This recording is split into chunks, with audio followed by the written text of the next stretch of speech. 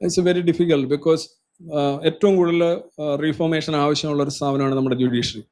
ഏറ്റവും പ്രാചീനമായ പരമ്പരാഗത സ്വഭാവമുള്ള സ്ഥാപനങ്ങളാണ്. നമ്മുടെ കോർട്ട് മൊത്തത്തിൽ നോക്കുകയാണെന്നുണ്ടെങ്കിൽ ഒരുപാട് റിഫോം ആവശ്യമുള്ള ഒരു സ്ഥാപനമാണ് കോർട്ട്. കണ്ടമാനം.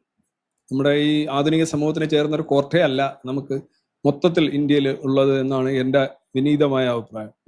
പിന്നെ കേസ് കെട്ടിക്കിടക്കുന്നത്, നമ്പർ ഓഫ് കേസ്, പല കേസിന്റെ എണ്ണം കൂട്ടുക, എല്ലാ കേസും കോടതിയിൽ വരുന്നു, ഇതിൽ ആവശ്യമുള്ള കേസ് ചെയ്ത് ആവശ്യമില്ലാത്ത കേസ് ചെയ്ത്, ഇങ്ങനെയൊക്കെ ഒരുപാട് പ്രശ്നങ്ങളുണ്ട്.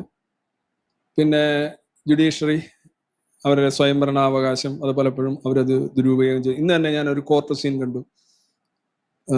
ജാർഖണ്ഡാണെന്ന് തോന്നുന്നു. ജാർഖണ്ഡിൽ ജഡ്ജി ഇരുന്ന് എന്തോ പറയുന്നു. ഉടനെ ഒരു സീനിയർ അഡ്വക്കേറ്റ് പറയുന്നു, നിങ്ങൾ മര്യാദയ്ക്ക് സംസാരിക്കണം, നിങ്ങൾ ലിമിറ്റ് ക്രോസ് ചെയ്യുന്നു, നിങ്ങൾക്ക് ഇൻസൾട്ട് ചെയ്യാനൊന്നും പറ്റില്ല, അതാണ് ഇതാണെന്നൊക്കെ പറഞ്ഞു. ഞാൻ 40 വർഷമായിട്ട് അഡ്വക്കേറ്റായിട്ട് ഇവിടെ ഇരിക്കുന്നത്, എൻ്റെ നേരെയാണോ എന്ന് പറഞ്ഞ് ജഡ്ജി സ്ഥിരം ഇൻസൾട്ട് ചെയ്യുന്ന ആളായിരിക്കാം, എനിക്കറിയില്ല. പുള്ളി അങ്ങ് അയ്യെന്ന് പോകുന്നു.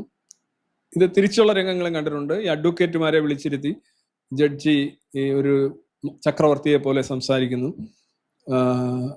പുള്ളി ഭയങ്കര ന്യായമാണെന്നാണ് പുള്ളി പറയുന്നതാണ് പുള്ളിയുടെ ധാരണ. പക്ഷെ പുള്ളി പറയുന്നത് വെറും പാട്ട സാധനമാണെന്ന് പുള്ളിക്ക് മനസ്സിലാവുന്നില്ല. അധികാര മുഷ്ക്, എന്തോ മൈ ലോഡ്, അങ്ങനെയൊക്കെയുള്ള വിളികളൊക്കെ അതൊക്കെ പോകണ്ടെന്നാണ്. അങ്ങനെയൊന്നുമുള്ള സാധനം ഒരു ജനാധിപത്യത്തിൽ ആവശ്യമേ ഇല്ല.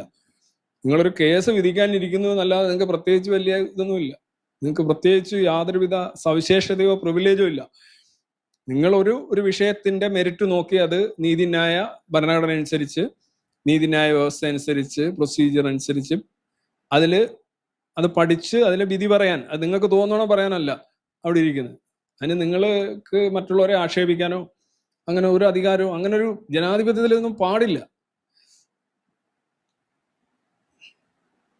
അതാ ഞാൻ പറഞ്ഞു, നിങ്ങൾ ചോദിച്ചത് കൊണ്ടാണ്. ഇപ്പൊ എന്തായാലും 9-1